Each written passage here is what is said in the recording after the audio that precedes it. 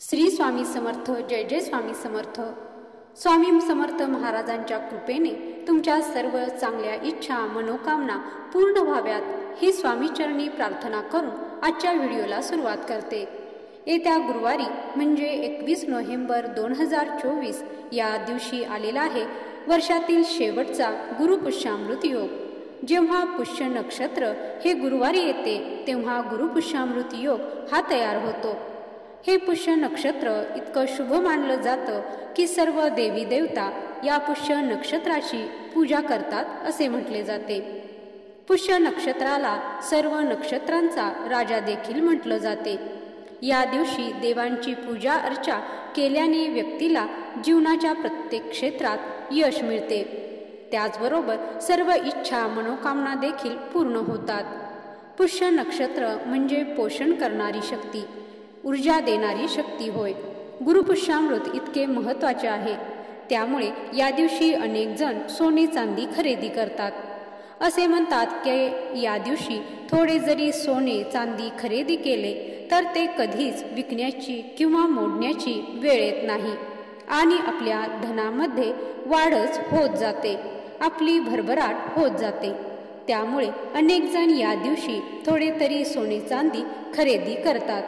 त्याचबरोबर या दिवशी वाहन खरेदी केले जाते. नवीन मालमत्ता किंवा एखादं शुभ कार्य सुद्धा या दिवशी करायचं असेल तर हा मुहूर्त चुकवत नाहीत. फक्त लग्नाचे कार्य या दिवशी केले जात नाही. तर गुरुपुष्यामृत योग हा संपूर्ण दिवस अतिशय शुभ मानला जातो. त्यामुळे या शुभ योगावर जी काही कार्य केली जातात त्यावेळी कोणताही मुहूर्त किंवा वेळ पाहिली जात नाही. जर तुमचं एखादं काम भरपूर दिवसापासून रखडलेलं असेल, ते पूर्णच होत नसेल तर या दिवशी ही कामं केल्याने त्या कामामध्ये 100% यश मिळतं असं म्हटलं जातं. इतकं महत्त्व या दिवसाला दिलं जातं. पुष्य नक्षत्रावर धनाची देवी माता लक्ष्मी आणि भगवान श्रीहरी विष्णू यांची पूजा केली जाते. हा दिवस अतिशय शुभ असल्यामुळे या दिवशी आपल्याला वास्तुशास्त्रामध्ये करण्यासाठी काही प्रभावी असे उपाय सांगितले आहेत. तर आजच्या व्हिडिओमध्ये मी तुम्हाला एक अतिशय प्रभावी असा उपाय सांगणार आहे, ज्यामुळे तुम्हाला तुमच्या कामात यश नक्की मिळेल. 21 नोव्हेंबरला गुरुवारी सकाळी आपल्याला या एका झाडाचं एक पान घरामध्ये आणायचं आहे. हे पान आणल्याने कोणताही शत्रू हा घरी येऊन माफी मागेल. कितीही कठीणातली कठीण इच्छा असेल तर ती पूर्ण होऊन 7 पिढ्यांचं दारिद्र्य हे नष्ट होईल आणि माता लक्ष्मी नेहमी तुमच्यावर प्रसन्न होऊन धनवर्षाव करेल. असा हा उपाय तुम्हाला आजच्या व्हिडिओमध्ये सांगणार आहे. त्यामुळे तुम्ही व्हिडिओ जराही स्किप न करता शेवटपर्यंत पहा. आणि माझ्या चॅनलवरती नवीन असाल, माझ्या चॅनलला तुम्ही अजूनही सबस्क्राईब केलं नसेल तर जरूर सबस्क्राईब करा, जेणेकरून असे माहितीपूर्ण व्हिडिओ तुम्हाला पाहायला मिळतील. तर हा उपाय कोणता आहे ते पाहूया. आपल्याला गुरुवारी सकाळी 12 वाजण्या अगोदर हा उपाय करायचा आहे. तर गुरुपुष्यामृत योग प्रारंभ हा 21 नोव्हेंबरला गुरुवारी सकाळी 6:32 होणार आहे आणि या गुरुपुष्यामृत योगाची समाप्ती दुपारी 3:52 होणार आहे. त्यामुळे आपल्याला या झाडाचे पान जे आहे ते सकाळी 12 वाजण्याच्या अगोदरच आपल्या घरामध्ये आणायचं आहे. आता हे पान घरात आणल्यानंतर आपल्याला कोणते फळ प्राप्त होते ते पाहूया.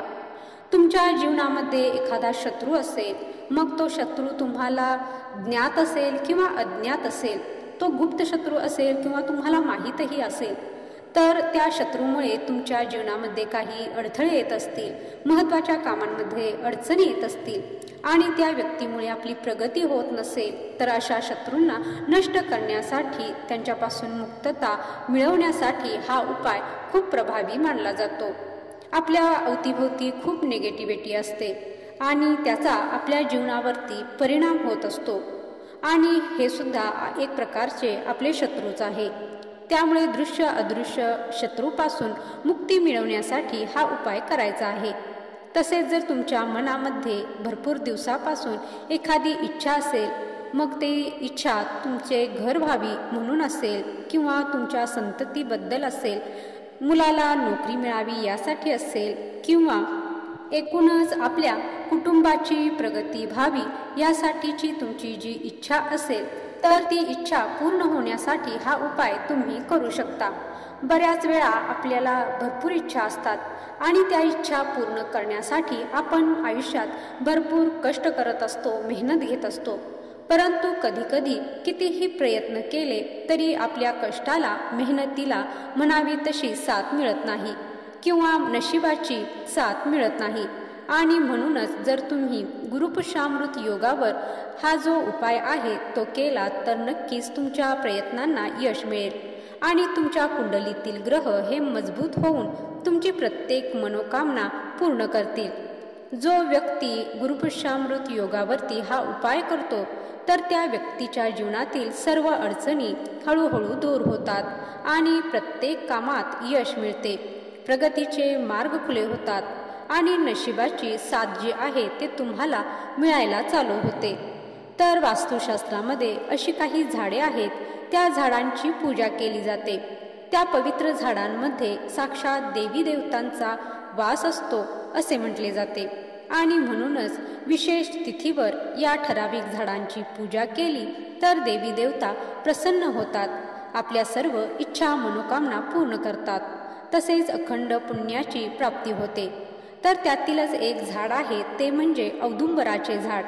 या औदुंबराच्या झाडाला उमराचे झाड असेही म्हटले जाते आणि आपल्याला या गुरुपुष्यामृत योगाच्या दिवशी सकाळी या उमराच्या झाडाचे एक पान हे आपल्या घरामध्ये आणायचं आहे.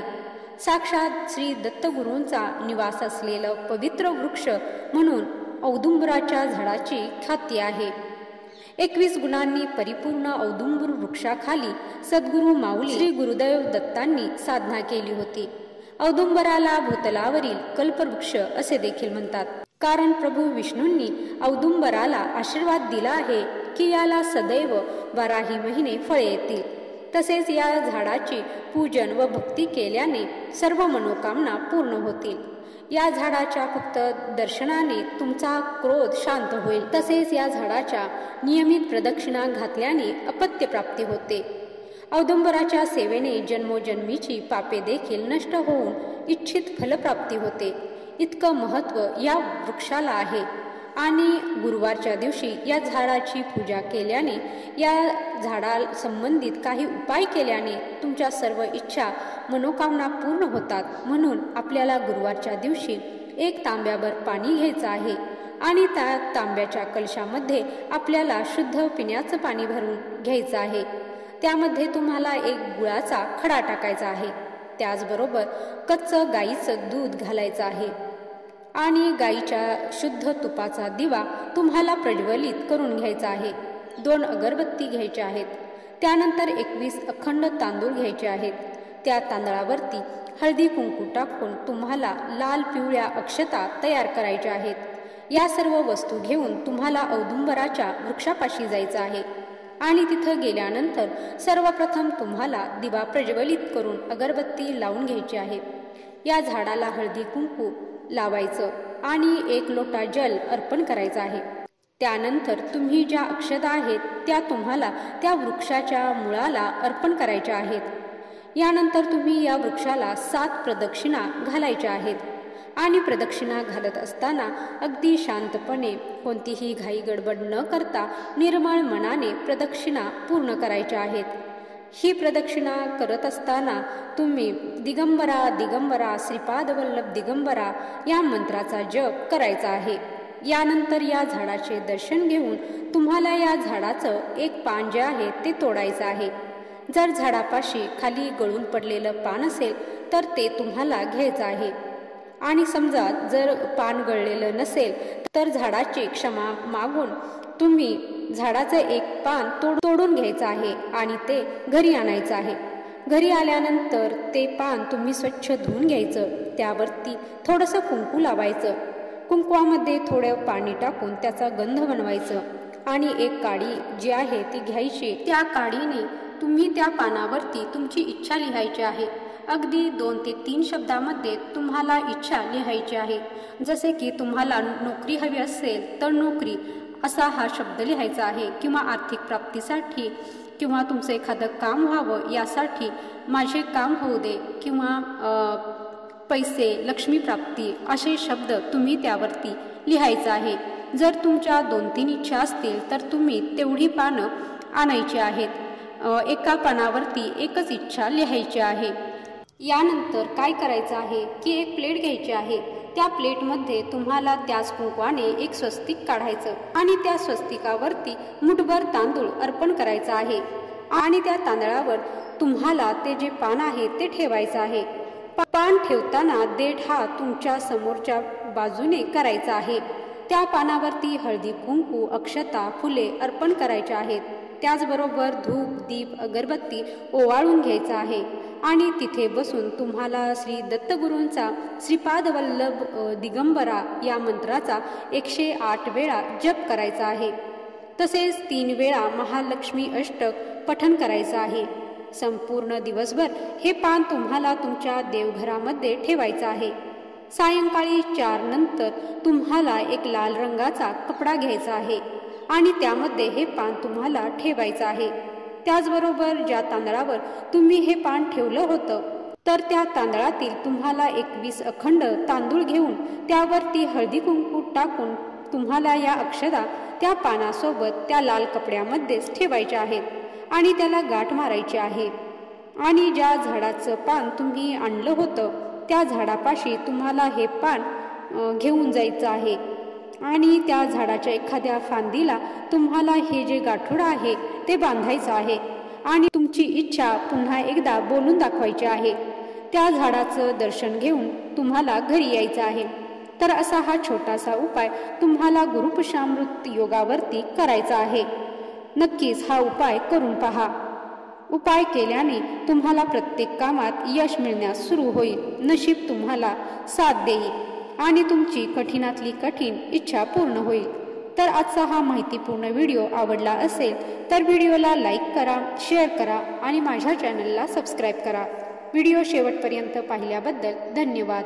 जय श्री स्वामी समर्थ.